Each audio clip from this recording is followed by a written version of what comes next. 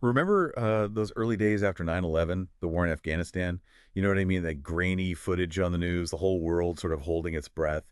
And this conflict that felt ancient and unbelievably modern all at the same time. Oh, Well, you sent us some fascinating material about it.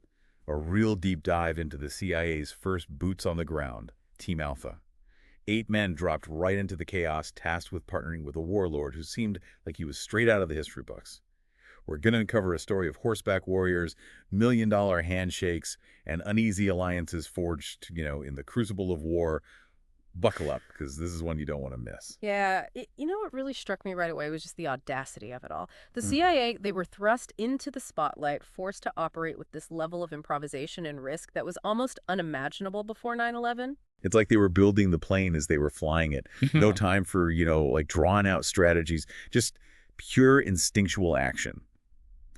But before we get into, like, the nitty-gritty, can you set the scene for us a little? Paint a picture of Afghanistan in 2001. For those of us who might need a refresher, what was the situation on the ground? Imagine a nation completely scarred by decades of conflict, ruled by the iron fist of the Taliban. This regime offered safe haven to Osama bin Laden and al-Qaeda, the architects of the 9/11 attacks.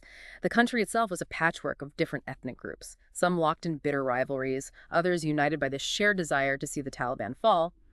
One of those groups was the Northern Alliance, a coalition primarily made up of Tajik and Uzbek fighters, led by figures who had been battling the Taliban for years. And what about the CIA? They weren't exactly strangers to Afghanistan, were they? I seem to recall something about them being involved in the Soviet-Afghan War. You're right, their history in the region was anything but straightforward. During the 80s, the CIA had been deeply involved in supporting the Mujahideen, the Afghan resistance fighters battling the Soviet occupation.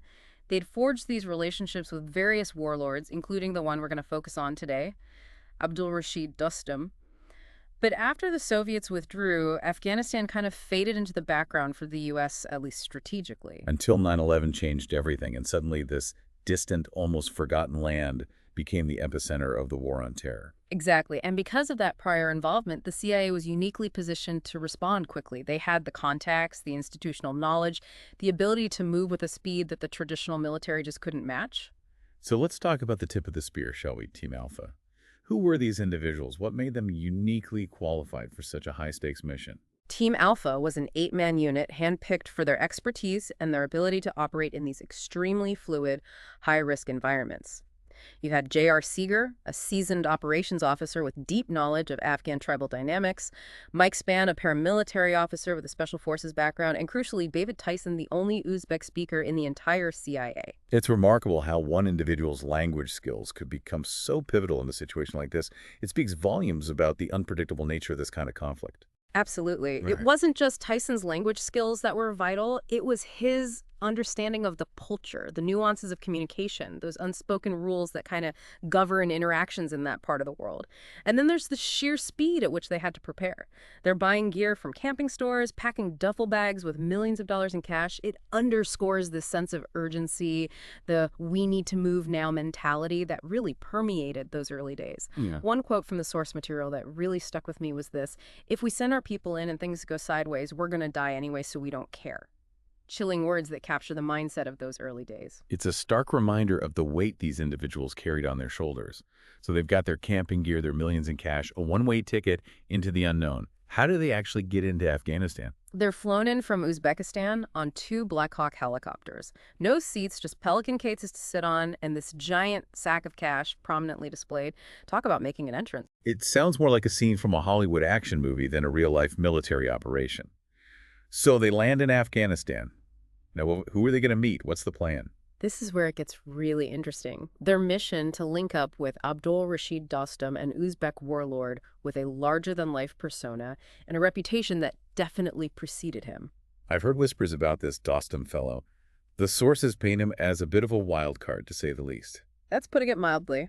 A former communist general, Dostum was known for his military prowess, his cunning, and a certain ruthlessness that made him both feared and respected. One source describes him as evil but likable. Another compares him to a character straight out of Game of Thrones. Okay, I'm definitely intrigued. This Dostum character sounds like someone you wouldn't want to cross. Hmm. But he was also the key to the CIA's strategy in Afghanistan, right? He controlled this strategically vital region in northern Afghanistan, and he harbored this deep hatred for the Taliban. For the CIA, it was a marriage of convenience. They needed someone on the ground, someone with the power and influence to challenge the Taliban, and Dostum fit the bill. You mentioned Dostum had a certain reputation. Can you elaborate on that?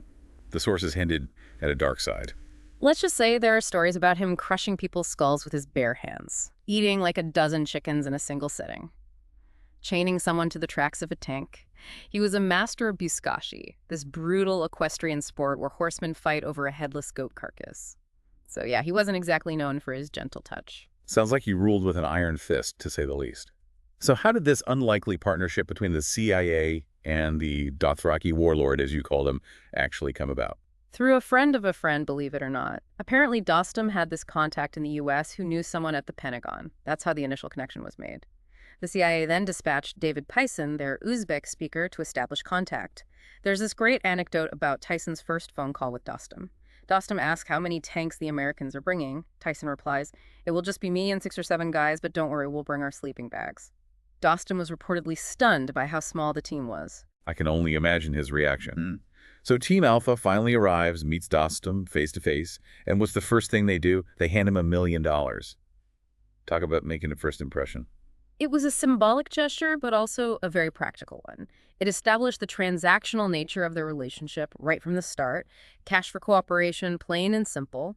They set up this base they nicknamed the Alamo. They link up with the U.S. Special Forces A-Team, and they start planning their first move. Okay, so we've got this ragtag bunch of CIA officers, Special Forces operatives, and a warlord with a penchant for brutality all holed up in the Alamo. What happens next? What's their first target? Their objective, Mazar-e-Sharif, a strategically vital city and, crucially, Dostum's former stronghold. And I'm guessing this is where the horses come in, right? I mean, Yeah. it wouldn't be a Dostum operation without a little cavalry action. You're absolutely right. We're about to witness a clash of ancient and modern warfare unlike anything the world had ever seen. The terrain in northern Afghanistan, it's rugged, mountainous. A landscape where traditional military vehicles were practically useless. Horses, on the other hand, were perfectly suited to the environment. So it wasn't just this, romanticized notion of this warlord and his cavalry. They were genuinely a key part of the strategy. Absolutely, Dostum's horsemen. They were incredibly effective, especially when combined with U.S. air power. The Americans would soften up Taliban positions with airstrikes, and then Dostum's cavalry would charge in, hundreds of horsemen thundering across the battlefield. I can only imagine what that must have been like to witness, a scene straight out of a history book, but with the added firepower of modern warfare. It was a sight to behold, terrifying and awe-inspiring all at once. These weren't just, ceremonial displays either, Dostum's men. They were hardened fighters, skilled riders, and they knew how to use the terrain to their advantage. You mentioned earlier that communication was a critical factor in this operation. Did those cultural differences, those different ways of seeing the world, did they come into play during the fighting? Constantly, especially when it came to coordinating those airstrikes. The Americans, they thought in terms of grid coordinates, GPS locations, precise measurements. Dostum's men, on the other hand, they would describe targets in relation to landmarks, features of the terrain, things they could see and relate to. That must have been incredibly frustrating for both sides, trying to bridge that gap between two entirely different worldviews. It was a constant challenge, and it highlights the importance of understanding not just the language of your allies, but also their culture, their way of thinking. It's not enough to just speak the words you need to understand the context, the nuances, those unspoken assumptions that kind of underpin communication. Speaking of cultural differences, the sources mention this rather amusing incident involving condoms. It sounds like something straight out of dark comedy. Ah, yes, the infamous condom drop. You see, all the supplies were coming in via airdrops. And Dostum, it turns out, had developed a taste for American MREs. MREs, those are the military rations, right? Exactly, meals ready to eat. But during one airdrop, some of Dostum's men asked for devil's water, which, after some translation difficulties, turned out to be vodka. The CIA station chief in Tashkent thought it would be funny to include a box of Uzbek condoms in the next drop. Wait, what? Why on earth would he do that? Apparently, as a joke, David Tyson, the linguist, he tried to convince Dostum's men that the condoms were for covering their rifles to keep them dry, which is actually a legitimate tactic in some situations. Okay, that's actually pretty clever. I can almost see the logic there. But then the Afghans, they noticed this picture of a scantily clad woman on the condom wrapper. And while you can imagine the confusion that ensued, there are stories about them trying the condoms on, wearing them on their fingers, all sorts of misunderstandings. That's hilarious. Yeah. It's a perfect example of how humor, or at least attempted humor, can get lost in translation, especially in a situation as tense and culturally fraught as this. It also speaks to the human element in all of this. These weren't just, faceless soldiers or shadowy spies. They were individuals with their own quirks, their own sense of humor, trying to navigate this incredibly complex and dangerous situation. It makes you wonder if those moments of levity, however unintentional, were essential for maintaining sanity in such a pressure cooker environment. Perhaps. But let's not forget there was a very real war going on, and the stakes were incredibly high. Right back to the battlefield. We've got U.S. Special Forces calling in airstrikes, Uzbek horsemen charging into battle. Did Team Alpha ever have to get in on the horseback action themselves? They did, and apparently those Uzbek horses were quite different from the ones they might have been used to back home. Smaller, tougher, and trained to run towards gunfire. That sounds intense. It was David Thyssen talks about riding for 12 to 15 hours at a time in these tiny saddles with stirrups too small for his American feet. And to make matters worse, Dostum's men seemed to take a particular delight in seeing the Americans struggle. One of them would intentionally make his horse fight Tyson's horse every morning until Tyson fell off. Oh no. Yeah. Talk about adding insult to injury. Some kind of twisted hazing ritual. It certainly seemed that way, but despite these challenges, the campaign was progressing. They were winning battles, pushing closer and closer to their objective, Mazar Sharif. And all the while, this underlying tension between the CIA's goals and Dostum's ambitions. A delicate balancing act, to say the least. Exactly. Yeah. The CIA was focused on dismantling al-Qaeda, while Dostum's primary concern was reclaiming his lost territory. Two very different objectives held together by a shared enemy, but fraught with potential for conflict down the line. A classic case of the enemy of my enemy is my friend. But those kinds of alliances rarely end well, do they? History is full of examples of those partnerships crumbling under the weight of their own contradictions. So as they approach Mazar Sharif, what's the situation on the ground? What are they up against? Well, it's not quite the straightforward victory you might expect. The sources describe a situation that almost feels like a retelling of the Trojan horse. Wait, seriously, a Trojan horse in 21st century Afghanistan? Not literally a giant wooden horse, of course, but the strategy was eerily similar. The Taliban, disguised as retreating soldiers, they approached Mazar-i-Sharif with this column of trucks and tanks. Dostum's men, believing the war was essentially over, welcomed them right into the city. Oh no, I see where this is going. A classic case of underestimating your enemy. Exactly. It was a carefully orchestrated deception. Once inside the city, the Taliban fighters, they launched this surprise attack, triggering a brutal and chaotic street battle. So what happens to Team Alpha and the Special Forces during all of this? Are they caught in the crossfire? They're right in the thick of it. The sources describe them fighting alongside Dostum's men, desperately trying to hold off the Taliban assault. There's this one particularly harrowing account of Mike Spann, the paramilitary officer. He exposes himself to enemy fire repeatedly to direct airstrikes. That's incredible bravery, putting himself in harm's way to protect others. It was a truly chaotic and dangerous situation, and tragically, it was during this fighting that Mike Spann was killed. Wow, that's right. I had forgotten that this deep dive covers the first U.S. casualty in the war in Afghanistan. What were the circumstances of his death? The sources are a bit unclear on the exact details. There are conflicting accounts, some suggesting friendly fire, others pointing to a Taliban sniper. But regardless of the precise cause, Spann's death, it served as a stark reminder of the human cost of this war, even in its very early stages. It must have been a devastating blow to Team Alpha, a stark reminder that this wasn't, some kind of theoretical exercise. They were in a very real, very dangerous situation. Absolutely. But the fighting continued. And just when it seemed like the Taliban might actually retake the city, something completely unexpected happened. A prison uprising. A prison uprising. Now, how did that factor into the battle? It sounds like the situation was already chaotic enough. There was this large prison in Mazar Sharif, filled with Taliban fighters who had been captured during the initial assault.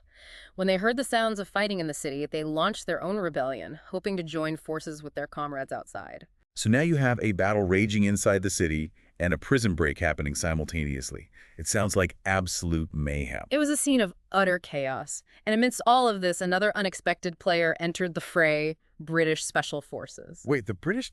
I thought this was supposed to be a purely American operation. It just goes to show how quickly alliances were formed and how fluid the situation on the ground really was. The British SAS had been operating in a nearby region, and they rushed to Mazar-e-Sharif to assist. Wow, so we have American CIA, U.S. Special Forces, Uzbek horsemen, a prison uprising, and now British SAS, all fighting in the streets of this one city. It sounds like something out of a war movie. It was an incredibly complex and volatile situation. As you can imagine, things got very messy, very brutal, but in the end, the combined forces managed to push back the Taliban assault, securing the city once again. Incredible. What a roller coaster of events.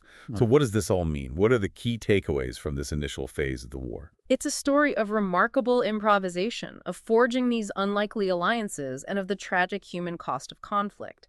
It demonstrates how ancient tactics like horseback cavalry charges can still find a place in modern warfare. But it also raises this crucial question: was the taking of Mazar-Sharif truly a victory? Or did it simply paper over the deeper complexities and challenges that would plague the war in Afghanistan for years to come? That's a question worth pondering. The fall of Mazar-i-Sharif. It felt like this pivotal moment, a turning point in those early days. But it was just the beginning of a much longer, much more complicated story. It's a reminder that history is rarely neat and tidy, and that even the most decisive victories can sow the seeds of future conflicts. Thanks for joining us on this deep dive into the early days of the war in Afghanistan. If you found this episode insightful and thought-provoking, please consider subscribing to the Deep Dive for more fascinating explorations of history, strategy, and the human stories behind world events.